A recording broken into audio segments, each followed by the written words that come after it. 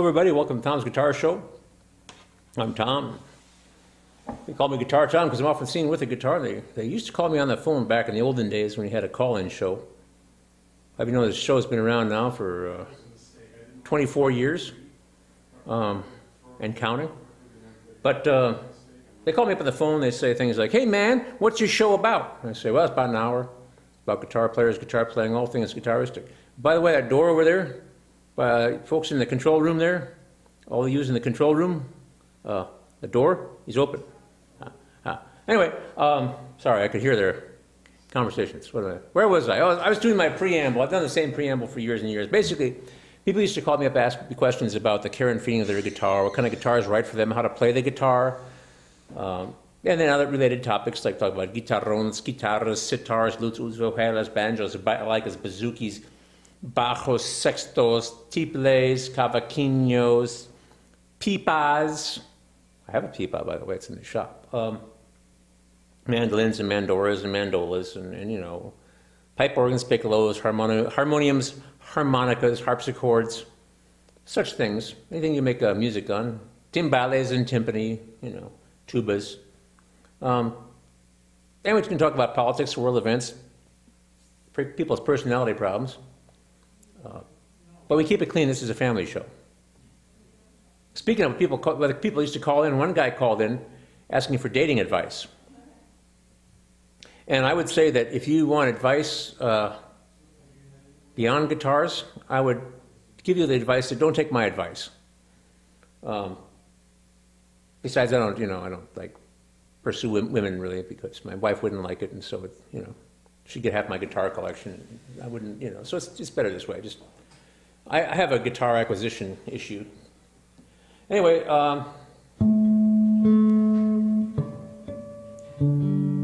so the thing about this is, I forgot to take my tuner out with me. I have a, you know, I use a, I've been starting to use guitar tuners. You clip them on the neck, or you plug them. Yeah, you can plug into them. I use them for a mute button. So I'm starting to use them as for tuning. And I somehow lost my tuning fork that I had in my pocket. I can't find another one that's small enough that I want to have it in my pocket all the time. I don't know where it went. I hope it turns up someday. So I've been using these tuners, and today I forgot to bring one. But I'm becoming dependent on them. So I don't even know what the proper A440 is. So I'll have you know that many years ago, and I mean many years ago, I was so used to playing my guitar, tuning my guitars and stuff that I didn't even need to use a tuning fork. I knew what the note was supposed to be. It's like a certain level of perfect pitch, not the natural gift of perfect pitch, but knowing what your guitar sounds like so well that you can tune it without, you know, any aid. I lost that when I started teaching lessons at West Music many years ago, and then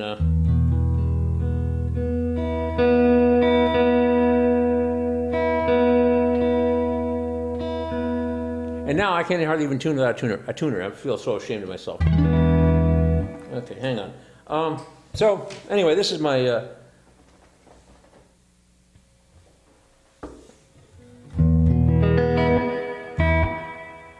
not making too much noise. Excuse me. So this is my my D'Angelico XL1 I've had for a while.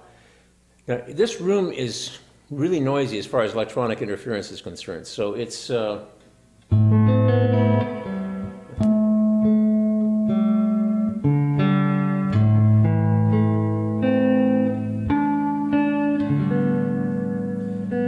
the TV lights and everything make everything go out of tune. So this guitar makes a lot of noise. If I took off the noise reduction, you can probably hear this at home. You can hear it really strongly right here. This is a mini humbucker. And this room, since we put in the new lighting grid, is really noisy. So I'm allergic to hum because I like to play clean at a relatively low volume with a little bit of reverb. And other people, of course, if you play in a noisy room, like in a bar or something like that, really loud, nobody's going to hear the hum. You just hear the It's going to get drowned out by the crowd noise. But of course, I'm quiet, mild-mannered.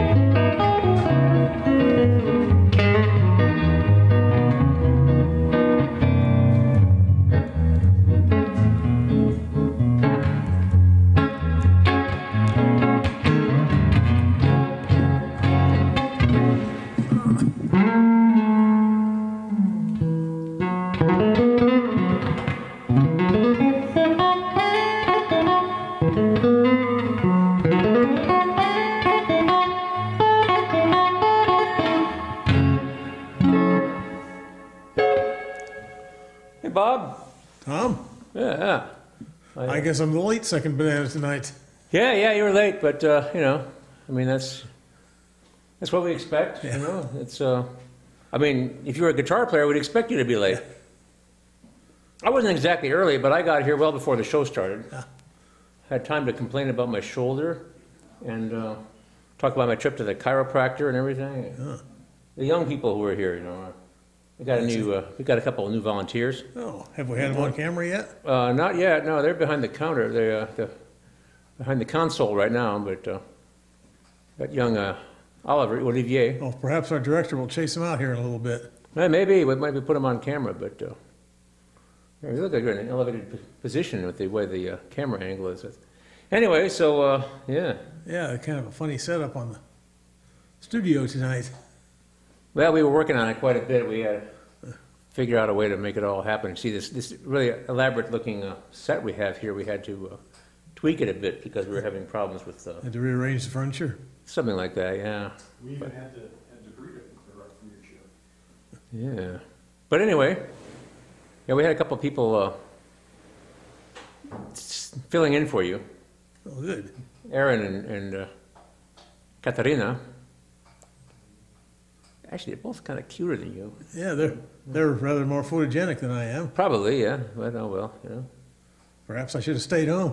No, I was glad to have you here. Glad to have you here. This has become a show for old men. Ah, Now, I've been told I shouldn't go into much detail. or at least a show by old men. We don't know who it's for. Yeah, people like to laugh at old men. I don't know, but are they laughing with us or laughing at us? Well, we're not laughing, so yeah. Hate to admit it, but we can't see the audience from this side. Yeah, it's a good thing too. Who knows what they're doing? But if you think about it, as far as the longevity for this is September 11th, of course, and September 11th in 2001 was actually it was a Tuesday, and we had Tom's Guitar Show, and Mr. Skopinski there, who was wielding the controls at the TriCaster back there, he was fairly new to the show in those days.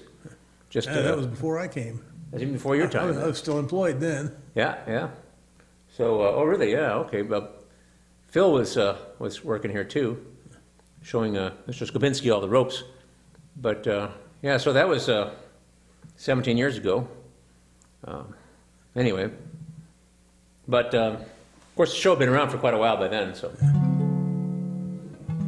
I came in either 04 or 05. I can't remember which. yeah, somewhere back there. I retired in 04, but I think it was a while before I came. Well, Phil came up to SCTV and said, "We need somebody to come down and run a camera." And that's where you made your big mistake. Now the cameras run themselves. I still keep coming. Yeah, well, all right, well, you know. Somebody's got to fulfill the role of, when I get too boring, people get tired of me, you can be boring and people get tired of you. So that's how it's done around here.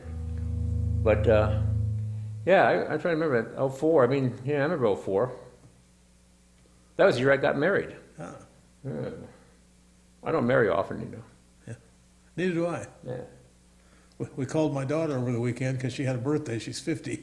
Your daughter's 50? Oh, well, there you go. Yep. Well, happy birthday to her then. Yeah. Anyway. Well, my only news this week is I'm having trouble keeping this thing in tune. And I was doing my little diatribe about how I didn't remember to bring a tuner, and I can't find the tuning fork for my pocket, but I'm having a hard time tuning a guitar. Many years ago, I used to be able to tune the guitar without using a tuning fork to get my first note. I just knew what it was supposed to sound like. And then just too many years of loose living and teaching guitar lessons to people who had rusty strings on their guitars that should never have been built in the first place. Now this is a floating bridge, right? So I can move this back and forth if it's not playing, because it has to be exactly a certain length, you know? Yeah. Some guitars, a lot of guitars, they just have it glued down, you know? And sometimes they, you know, the little children who are working for $1 a day in Asia, assembling these guitars, might get it in the wrong place. And then you wonder, why can't I get my guitar in tune? And I say, well, it actually, as far as the laws of physics are concerned, it's impossible for you to get your guitar in tune. And nothing I can help you with. I did an interview a couple weeks ago with a guy that's I don't know if it started yet or not. He's going to have a ukulele class up at the senior center. And he has the little digital tuner on the top of that. Clamp it on, He yeah. said he used to tune with a pitch pipe, and he went to look at one, and they still cost as much as they ever did. So, Yeah, well, the electronics is getting cheaper. I have a couple. I've only managed to find one. One's kicking around somewhere, but they had like a sidewalk clearance sale or something, West Music. And I've got one that from Fender, a little white thing that I bring on here sometimes. It was $5 on sale. But the really good one is that everybody likes the Snark is less than 20, or it is $19.99, and sometimes it's $17.99. I don't know what the difference is, but you know. they said the cheapest pitch pipe he saw was $15, and these electronic tuners are much cheaper. Yeah. And the pitch pipes aren't really all that accurate. You have to blow them just right. Oh. So I don't have any. I don't know if I could dig one up. I used to have those when I was a kid, but I never could use them because they were always a little bit off. So I started using a tuning fork when I was a teenager back in the early '70s. And then I have the Master Key one, the round one, the choir director that has all the notes on it. So and everybody finds their part. Yeah. So we're talking about doing like a Christmas carol sing thing at Tuscan Moon in Kelowna around Christmas time, before Christmas. And one thing they do is, there sure are a lot of horses around there, so it's not hard to find a horse, but somebody has this white carriage, and they hang like the battery-powered Christmas lights all over it, and then they have hot chocolate, and then people stand in line and they can get on the carriage. They block off the traffic, the parking places in front of the Tuscan Moon, and then you get to ride around Kelowna in the white carriage. And so we were talking about Warren and I, one of the owners is Warren and Paula. They married, they own the place. That he used to be a singer. I think he did a gospel record when he was a teenager back in the '60s. But we'd dress up with coats and scarves, maybe wear top hats. We'd hang out under a lamppost and sing hymns or Christmas carols. But we're both basses. Yeah. Hark the herald angels sing. Nobody wants to hear that. They always go for the guys with the high voices. Like, That's who gets to sing lead usually, is a tenor. yeah. People talk about tenor envy. I don't want to be a tenor. When I was in theater in California, the play that they'd had before was a musical called Lend Me a Tenor. I guess it's funnier if you're English, which is a 10-pound note, like a fiver. But Lend Me a Tenor, and there were a bunch of, like I said, it's opera singers going through whatever kind of problems I'm sure they have a lot of problems. Yeah. Anyway, I've been playing this one. I like this guitar, but it sure is, one thing, it's huge, and I have a noise gate on, which is kind of killing the sound. If I take it off, it's really noisy, but it sounds better. But yeah. Nice buzz in the amp. Yeah, that's really something, isn't it, huh? Is that from the guitar? Yeah. If I turn the volume off the guitar, Yeah. it sounds fine. So, I mean, the guitar,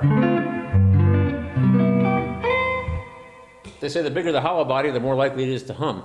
I have played this guitar in a couple of places, like outdoors at the Tuscan Moon, where I'll be Thursday, Friday, Saturday this week, by the way, down in Kelowna. It's quite quiet out there. You hear very little. I mean, I can barely hear it from my amp, and anybody more than like 6 or 8 feet away can't hear it at all. Still need a reservation these days? I would recommend it. I probably wouldn't, if the weather's nice, maybe not on Thursday, but Friday, Saturday, I'd definitely get reservations. And when you call for your reservation, ask if the guitar player's there that night? Yeah, ask if the guitar player's going to be there. Now, have you known, in a couple of weeks, or a few weeks anyway, somewhere in October, I'm going to play at the Iowa River Power Company out there in Coralville. I haven't been in there for years. I haven't been there since last time I played there.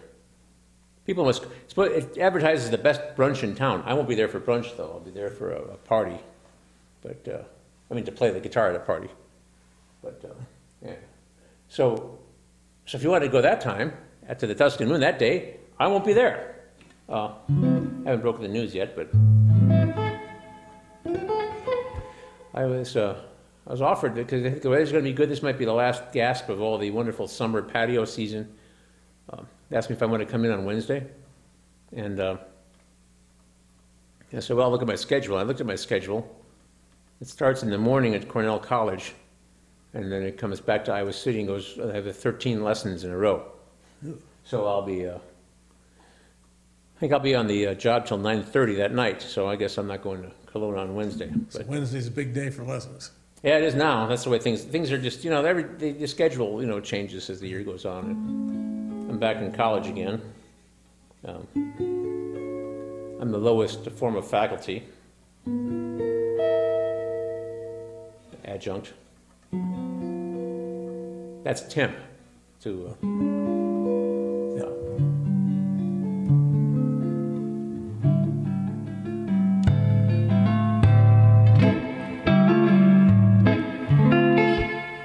Finally got this thing in tune, so now I'm going to switch. Did you tell the audience what that is? Yeah, this is my, in case you just tuned in or you're just about to flip over to rerun a Seinfeld or something, this is an EXL, D'Angelico EXL1. And so it's the Excel, no, this is the Deluxe, that's right, this is the Deluxe series. So it's the fancy one. Watch out, here we go.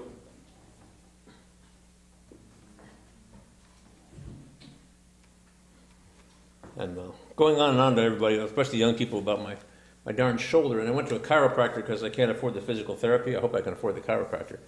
And people had the good taste not to say, "You had to go to Egypt?" So, yeah.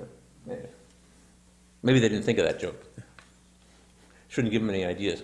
So yeah, I've got a shoulder issue that's been bugging me for weeks and weeks, and now it's turning into a frozen shoulder. So I'm. Back in the 60s, when they were having race riots, there's a town down in southern Illinois near St. Louis called Cairo. Yeah. And you could always tell if it was a local news guy or somebody from, one of the big stations, because the people from Illinois and Missouri called it Cairo, and the people from somewhere else called it Cairo. Yeah. Well, being from a bordering state, I know it's Cairo. And Milan is not Milan in Illinois. So San Joe's. Yeah.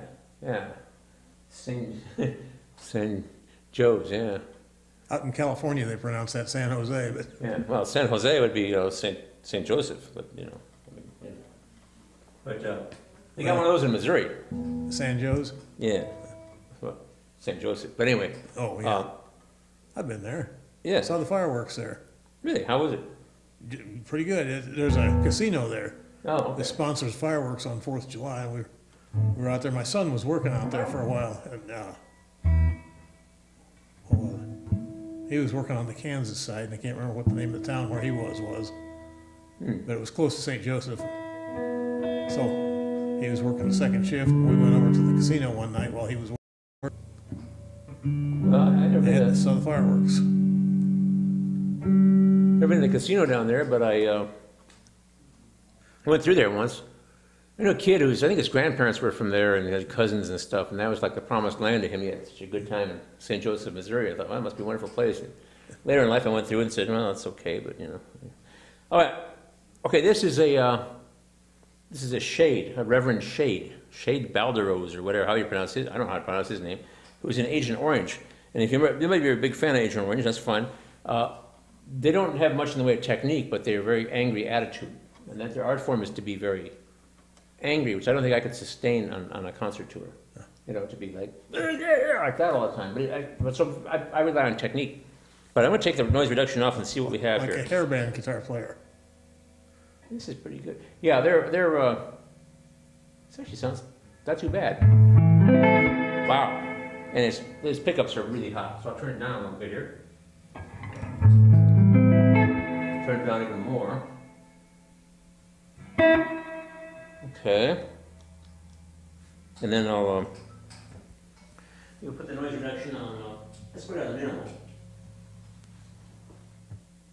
Pretty good. Take it off altogether, and I get. The problem with this is it sounds a little bit. Oh, here we go.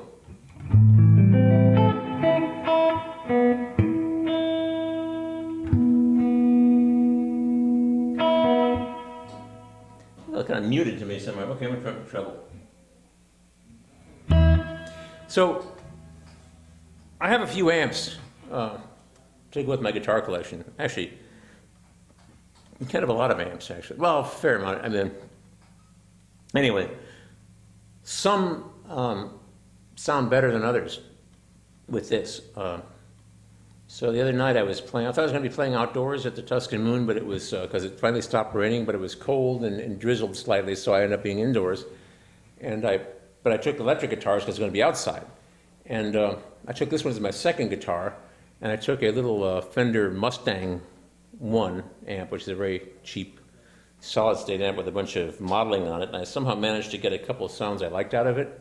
I had to program it in, which I don't really know how to do, but I figured it out. And I realized this guitar sounded great. I was playing another one for most of the evening, but then was I playing that one, or I don't think I was. Oh, who cares? I was playing. Oh, I know. I was playing the other, the Reverend. The Diamond Imperial hollow body, which is a great guitar. But this thing sounded dynamite. Now here, to me, this sounds kind of muted through this amp. It's okay, but kind of doesn't have quite the charm that one does.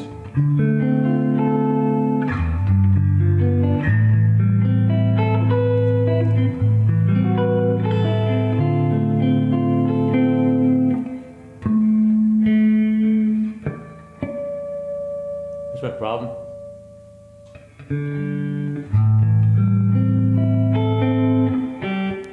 Well, give it a little stretch here, see what happens.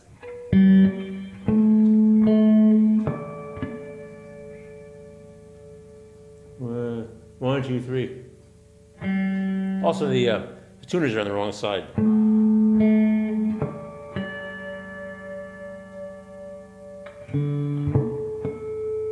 I don't think there's a good reason to put the tuners on the wrong side, but who's to say that's the wrong side? But this is opposite a Fender, so, you know. So if you're a Fender guy, it's the wrong side. Right, and almost everybody else puts the tuners on the other side to follow Fender's lead. There are even early 19th century guitars that have all tuners lined up on one side, and it's on this side, like, you know, the side that's closer, not the one you have to go under. Anyway, never mind.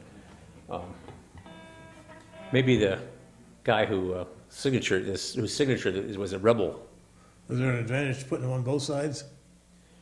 Or that's Well, just style? That's just kind of normal. I mean, you know, that's how violins and cellos are, Yeah. you know, and things, and, you know. I've burned up half a show already? Wow, man. Okay. That's Olivier in there. I happen to know his mother. His mother used to work at the Tuscan Moon. See, plus ça change, plus c'est la même chose.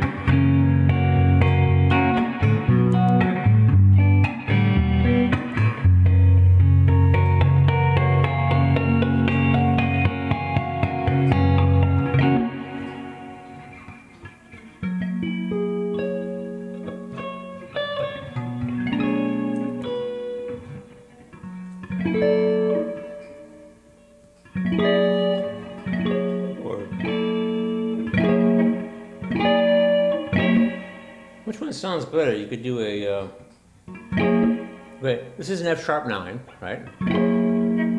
This is an F sharp 9 augmented. This is an F sharp, sharp 5, sharp 9. And then this is an F sharp 7 flat 9.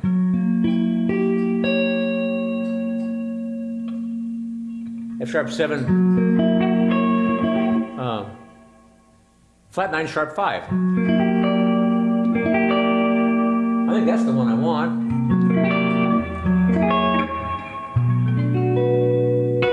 Okay, that's it. For that groove, I'll never play again because I just made it up. In fact, I made a mistake in it because I started thinking about something else. You know, you played jazz.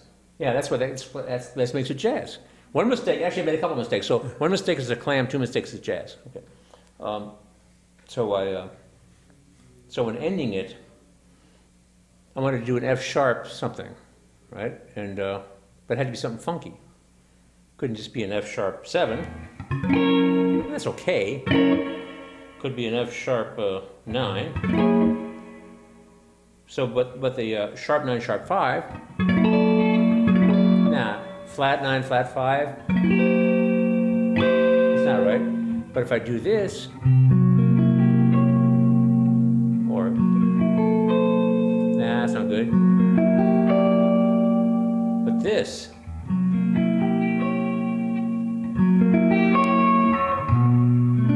See, that makes you want to. That's good. All right.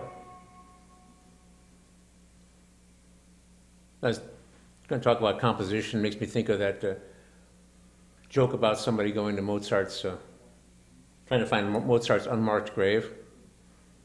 They go around the cemetery of the pauper's grave, and then they start hearing something. It's Sound like an eraser?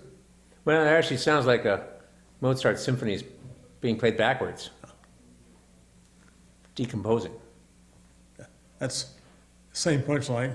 Yeah, there are a lot of them along those lines. Yeah. The one that I heard, you know, the joke I heard, this is pretty good. Was that the guy who was one of my banjo students? He said, "Time flies like an arrow, fruit flies like a banana peel." So another guy told me the same joke: "Time flies like the wind, fruit flies like a banana." I like the banana peel better, but if I want to quote Bob Dylan, paraphrase him, because he says, "Time is a jet plane; it moves too fast." Well, time flies like a jet plane. Fruit flies like a banana peel. Yeah. I think that's the one. So I should that is sage sayings, you know. I should grow a long beard and sit at the top of a mountain. Yeah. People come up and say, "Time flies like a jet plane. Fruit flies like a banana peel." What is the meaning of life? Yeah. Time flies like a jet plane. Yeah. Time flies like an arrow. That's good. I mean, you know. But apparently, time isn't as straightforward as it seems to us. I keep coming upon this article in some scientific journal. I think I read it, and it popped up again in some blog I go to. And do people still read blogs? I do, but because Time is what keeps everything from happening at once. yeah, I say it's just a fig Newton of your imagination. Yeah.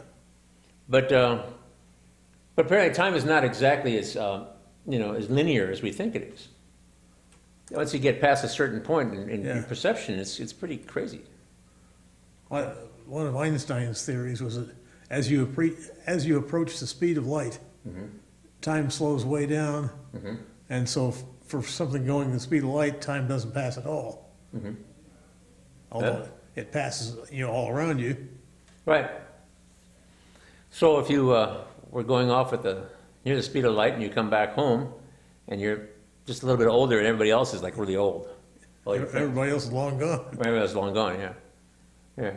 So, yep. So, and then there's another article I was reading about the mind and everything, saying that time really does pass more quickly when you're having fun. So the new guy that's got the Daily Show nowadays, Trevor, yeah. yeah, he went off to Australia, and coming back, He left Australia Friday night and arrived in Hawaii Friday morning. Well, there you go. There's a Superman movie where he flies around the world backwards, Yeah. and then he goes back in time. But apparently that doesn't work that way. No, I can't imagine it would. Yeah. Oh well. Well, he's Superman. He can do anything because he's fictitious. Yeah, I remember seeing one time that, maybe it was in a comic book, that Superman could fly twice the speed of light, and somebody wrote in and said, Einstein's theory says nothing is faster than the speed of light, and the comic book people wrote, well, Superman really did it. Uh-huh. It's not a theory. Yeah. If Superman did it, then it must be true. Yeah. I think a lot of people believe stuff that's just like, pure fantasy. And I try to live in the real world because you don't know if this is all fantasy that we're living. We could be brains in a vat. We could be some part of a computer program. Because on a subatomic level, there's really no substance. It's all just energy, like electrons flying, around. So. Well, Dennis Hopper used to say he's still waiting for those acid flashbacks they promised him in the 60s. That's right. Maybe we're having one. That's right. Well, maybe we're Dennis Hopper's acid flash. He died, didn't he? Yeah. Yeah. Okay. Well, maybe So we're somebody else's acid flashback. I suppose. Yeah. Yeah. Maybe none of this is real, but so does it matter whether I get up and go to work tomorrow? Probably it does. Yeah. Go and buy groceries next week. That's right. Well, yeah. I don't get paid that much, but for that job, But then you see, I've got this reputation of being a guitar player who can show up sober, not too late, and ready to work. You see, so I'm ahead of a lot of guitar players. And if for some reason I decide not to go to work because I think this is all a dream, then... so what I'm saying is that I have a reputation for appearing to be relatively sane for a guitar player. Your Is that enough employer in a caveat? dream might unemploy you. Yeah, right. A dream will unemploy me, yes. That's right. So, anyway. Roy Clark used to say that. Had to start his own band. Everybody he ever worked for fired him. Yeah. That's good. Well, I don't get fired very much, really. I guess I get laid off. I had a couple house gigs before. I had one in Amana, and they fired me because they fired everybody because they went out of business. Not because of me, okay? I was like a somewhat bright spot in their dismal outlook. There was a tapa lounge, which I used to call tapas lounge, but I think it's just a tapa lounge, which is good because if you say tapas lounge, people say, topless lounge? Yeah. I told Donna, who may actually be subbing on the show next week because we're having another board meeting. Ah. So I may have to leave halfway through. So I'll leave it to you to, keep it going. I might have Andre. So I should probably prepare some comments. Maybe you should prepare some comments for next week and be ready for whatever happens. Yeah, because I think we're going to have a board meeting this week. So I'm probably going to go to the library at least 20 minutes before the show normally ends. I'll just leave. But there's this. So I told Donna years ago when I had a job in a tapa lounge that I had a job in a tapas lounge, and you know Donna. She's actually pretty. She's a rather clean living kind of woman. She's not. She's not at all sleazy. An unexpected musician. Yeah. Well, she plays the ukulele, so I mean, Well, I had a banjo. Yeah. Well, but it's the.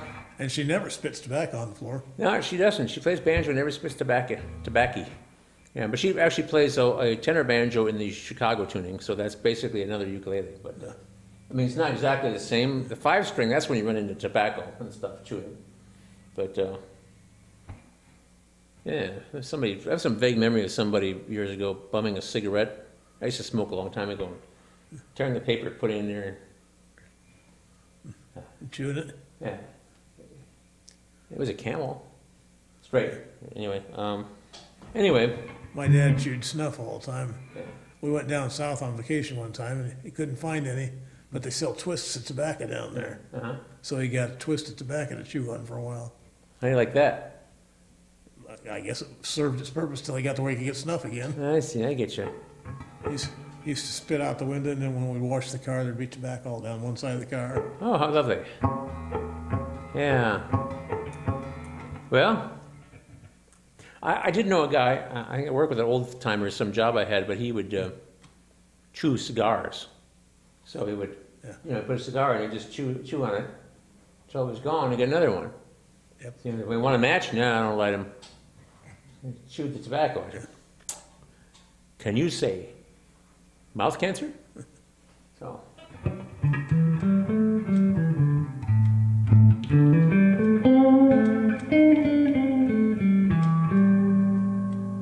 Did you see that last show when you were off?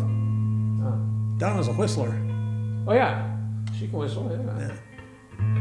Actually, I didn't watch the whole thing. I tried to, and then I had something come up, and I didn't get back to it.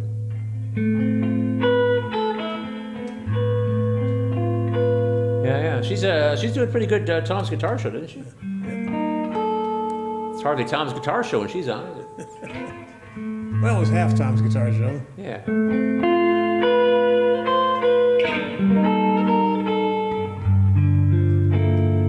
I want to do a big extravaganza. I want to do a 2 duets act, and I was doing Sunny with Donna. You know, like.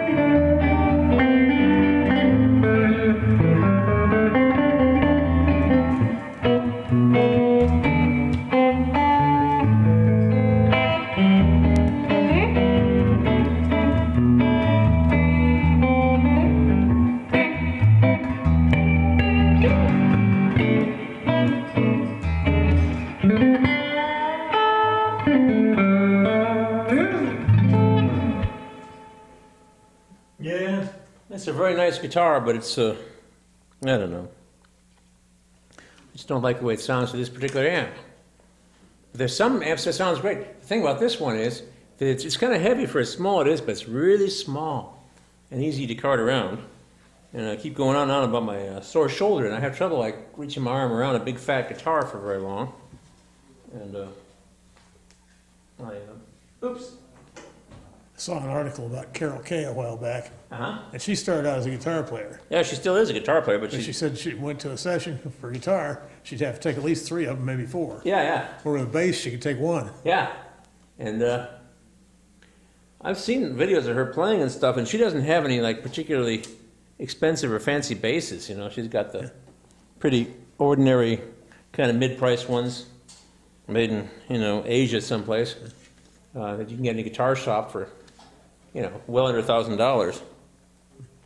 But they, none of those people ever made it rich or anything like that. They were. I saw Glenn Campbell being interviewed because he's like one of the few people who ever broke out of the Wrecking Crew to be a star. And doesn't sound as bad as. Oh, that's because it's not turned. Yeah. What to do is turn it up. What happens if I turn this up and turn this down? Does that help? Nope. Nope, pretty noisy. All right. Time for noise reduction.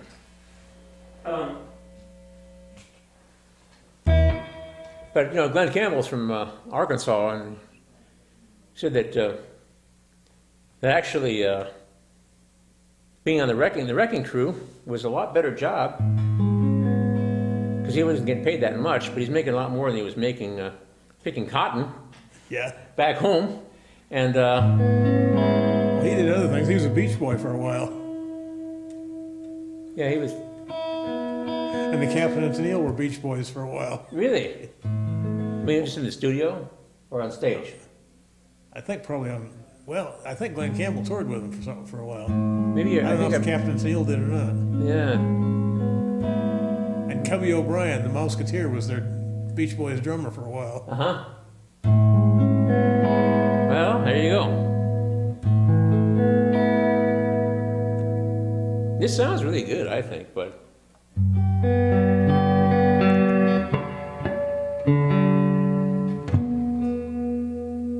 if I get in tune in time for the Tom's Guitar Show theme, it's going to come up in a few minutes here.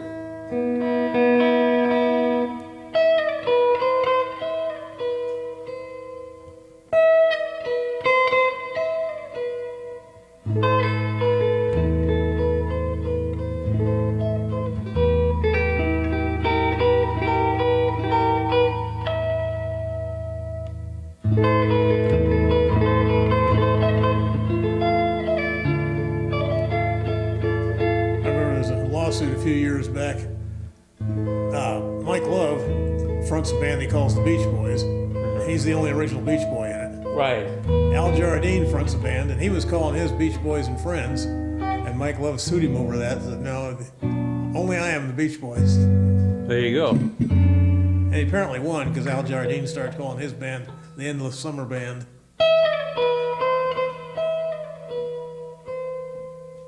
There you go. We should go to Lake McBride together. We can be the Beach Boys. Yeah.